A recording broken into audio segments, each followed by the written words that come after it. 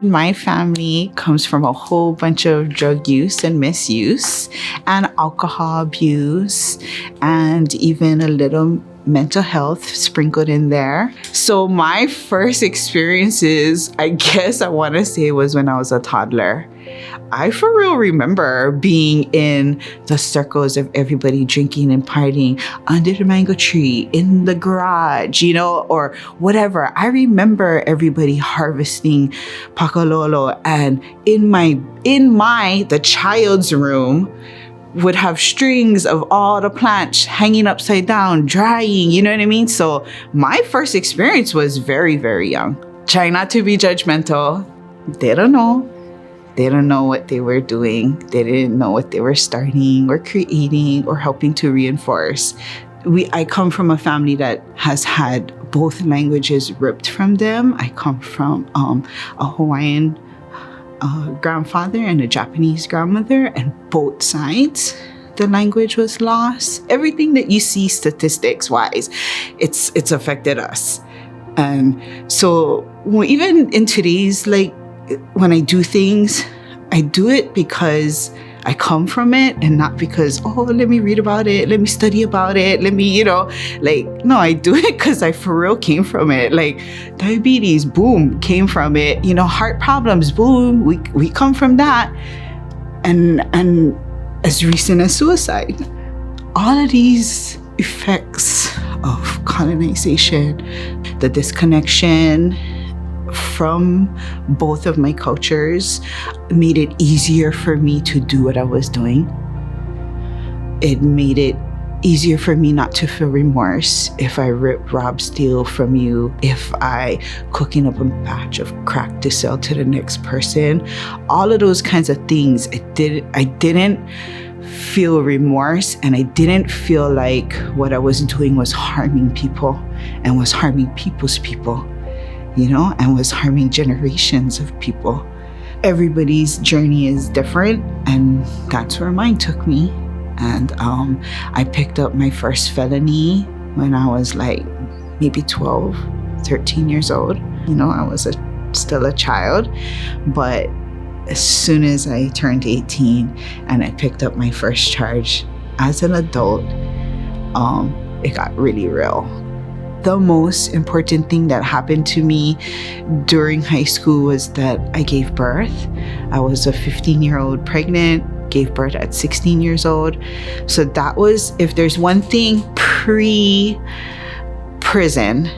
that would be the thing that made me feel like, holy shit, I gotta go back to school. I gotta, you know what I mean? I gotta do these kinds of things. Oh my goodness, I have to now care for another human being.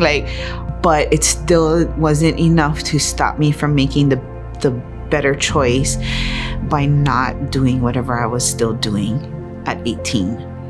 End story is I gave over 20 years of my life to the system. And I say that with everything from the probation to getting revoked, to re-entering back into the court system, to going to habilitat treatment for 2 years, not completing it, still leaving again, ending up back in prison, doing 7 years straight, then going into, then doing parole for another however many. I feel like they were just waiting for me to become of age to finally teach me whatever they needed to teach me at the time. Prison doesn't make a person stand accountable. It's up to the individual who is in prison to go through that internal journey, to introspect, to take the time to realize that this is what you did, or this is what you didn't do. This is what we need to do now. We need to move forward. We need to hold more. I was a part of the women being transferred to Texas, Oklahoma. By the time they got to Kentucky, my sentence was almost nearing its end. So they shipped me back home to Hawaii. But it was up there in Oklahoma that something happened for me. And I always hear people say, oh, you aged out. You aged out. You grew out of that time period in your life. You aged out of, just not wanting to commit crimes already, just not wanting to do that. But it was more than aging out. It was actually like a for real self-reflection and a for real disconnect from now physically being disconnected from Hawaii. And I just felt like, this is not my path. This is not supposed to be my path. Come on now. Is this supposed to be my path? That I'm this disconnected and that I'm this alone? And I'm surrounded by thousands of women and lots of guards, but I'm so alone. Nobody would do me in bad hand. I just gotta learn how to rise. Fast forward, I'm released from prison. I'm out there now. I have to look for a job. I have to comply with stipulations. I have to make sure that I'm still checking in with a parole officer. I have to do this, do that, make sure that I'm out there running 12-step meetings, whatever, check in for UAs. And it took a substance abuse organization on the Big Island to take a chance on me. And I ended up becoming a certified substance abuse counselor. I ended up doing good work in the community. I ended up feeling better about myself and giving back.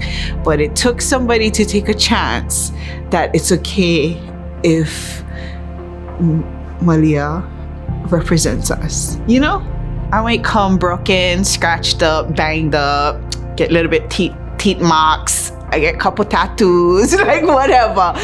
But I coming off with good intentions. I coming from my na'au. I coming from a place of knowing that and now not wanting to return it and want to help you not return to that. There has been a paradigm shift within me, and it happened before even I obtained my master's. I already knew this is it. So the new norm is me. It's somebody who does come from all of these different experiences, but chooses to use that experiences for the good of me, for the good of my baby, for the good of my tita on the side of me, for the good of my mother who didn't know different, for the good of the father that never got to know me and never wanted to know me, This is the norm, man. We all broken, but we healing and we moving.